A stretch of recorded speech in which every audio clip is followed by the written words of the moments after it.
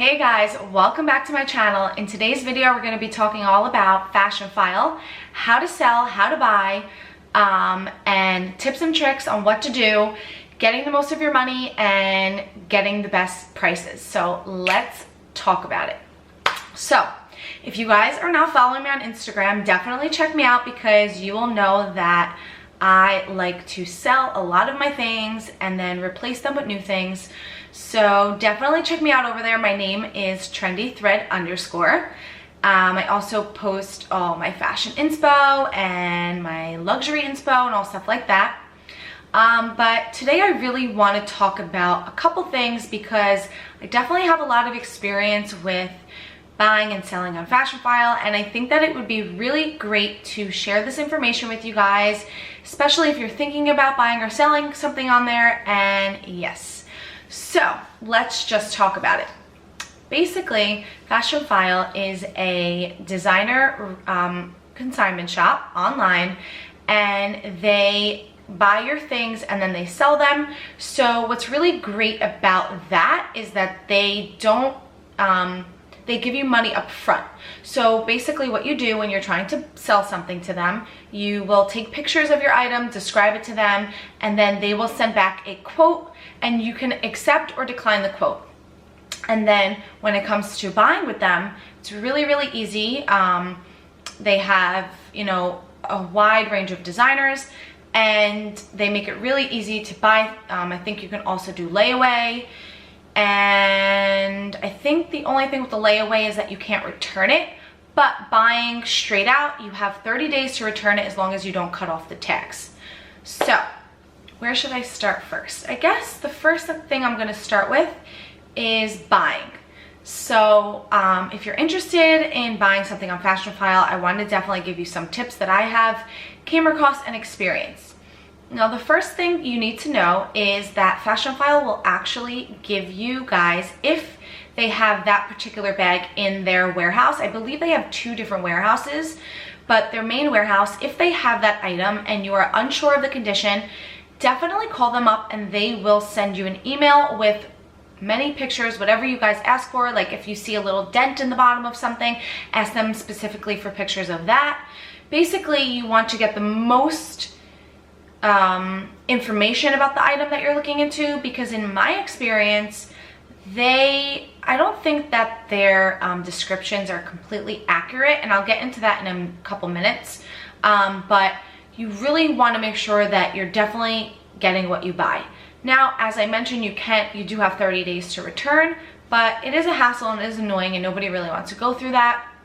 So definitely make sure that the item fits your requirements or what you're looking for. So that's number 1. Definitely check the pictures and call them up and ask for more if you are, you know, curious about something or really want to be sure about it. And then number 2 is, I want you guys to know that every 30 days they discount an item 10%. So what used to be really cool about the site is that they used to show you when the next discount would be, but now they got smart and they took that off. So basically, keep an eye out on an item that you're interested in if you don't want to bite the bullet yet. Can you get out? I need your password. No! I was doing so good! I'm putting this on. Say hi to the camera. Say hi to the camera. Say hi. What's up? Get down. They can't see you. Guys, we've been quarantined for a week and I want to kill him. Can I get the password? Yeah. Okay, sorry about that, guys. So, back to what I was saying. Every 30 days, they mark down an item 10%. So, at the 60-day mark, they're going to mark it down 20%. And at the 90-day mark, they're going to mark it down 30%. So, 10%, 20%, 30% from the original price that they listed it as. And so basically what I like to do is I like to press like or saved or favorites, and then I'll just kind of keep an eye on an item. If I'm, you know, really afraid that it's going to get sold, I'll just jump on it. But if I'm like, you know what, I'm not really sure about it, let's see if it goes down, I will kind of follow it and remember when it was first listed or about that time, and just keep an eye on it. And you guys will get an email when it goes on sale if you do put it in your favorites, so that right away you could jump on there and check out and it's yours. So that is number 2. They do go on sale, so keep an eye out for it. And then what's number 3? Oh, I don't know, I think that's it for buying. So yeah, basically make sure you know what you're getting, ask for pictures, and definitely keep an eye out for sales. Oh, and here's the third one. The third one is that the, oh, and here's what I wanted to add in. I actually, from experience and from a couple other people, they have told me that they purchased something listed as very good. And so it's excellent, very good, good, and fair, I believe. So personally, I would only purchase very good or excellent. And trying to think, I think I've only purchased excellent because I had an experience where I purchased something that was listed as very good. It was a medium classic flap in a beautiful beige color. And when I received it, you guys, oh my God. And at this point, I didn't think about asking them for additional pictures. My friend Amy actually told me about doing that, and that was brilliant. But when I received it, and if I still have pictures on my phone, I will insert it somewhere here, but it was indented so bad. I knew that it wasn't perfect, but it was nothing like they said it was. So definitely ask for those pictures, and if possible, only buy excellent. However, I have found a lot of my friends purchase very good, and it was actually listed, or it was actually came back better than what it was listed. So it's kind of like, you know, a game with it, if you will. But as I mentioned, definitely call up and ask for additional pictures. And now we're gonna move on to the selling portion. Now, I have showed you guys that I have sold about $7,000 worth of goods on FASHIONPHILE, and that is why you guys might notice if I have something new all of a sudden, it's because I sell my stuff. I don't just whip out money and throw it in the air and say, you know what, I'm gonna have a new bag every freaking day. No, I do not do that. I will sell things and I will save and whatever.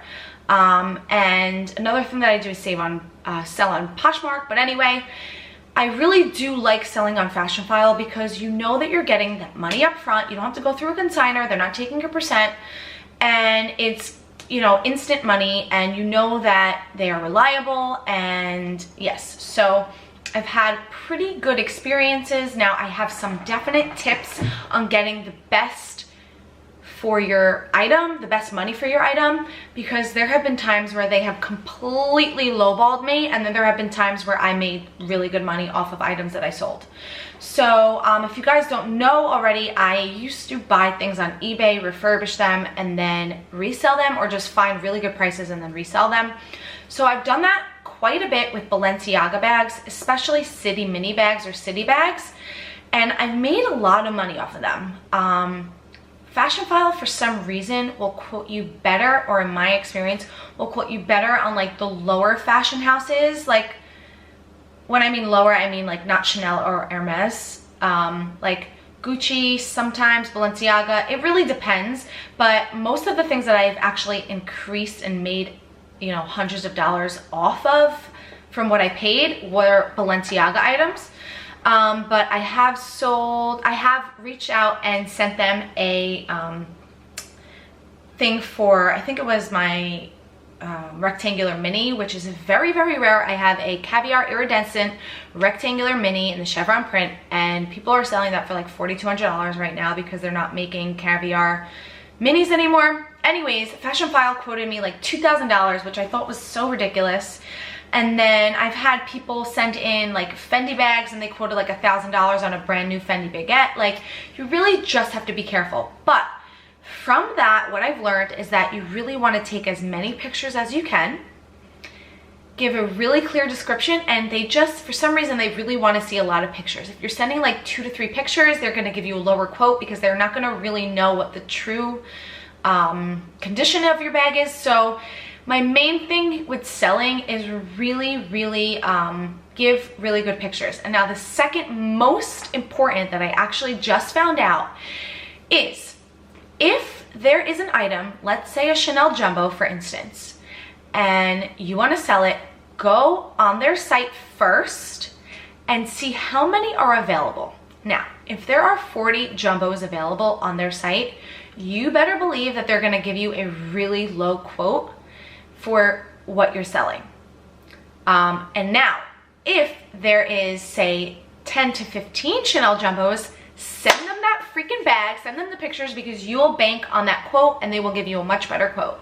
So, 2 things to think about when selling: give really good pictures and a really good description, and make sure to check the inventory before you submit for the quote. So in any case, if there is a really large amount of something that you want to sell, I personally would just wait. Even though I get so anxious to sell, you guys, I would just wait it out and monitor it and kind of like check weekly, you know, if that number went down, then that's when you want to hit in and send that send those pictures to get your quote, because chances are if they have 40 or 30 or 40 of that item, they have that in stock, they're not selling it so much, so they're not going to make enough on it or sell it right away, so they're not going to give you a good quote. If they have 10 items, then send that baby in, get your money, check out, and call it a day, you guys. And I believe that's it. If you guys have any other questions, please feel free to reach out to me, comment down below, give this video a thumbs up, subscribe, hit the bell so you don't miss out on any other videos. Always feel free to message me on Instagram, because I just love hearing from you guys, and we are on this level of understanding when it comes to this crazy luxury addiction. So I love to connect with you guys, and thank you so much for watching, and I will see you in my next one. Bye.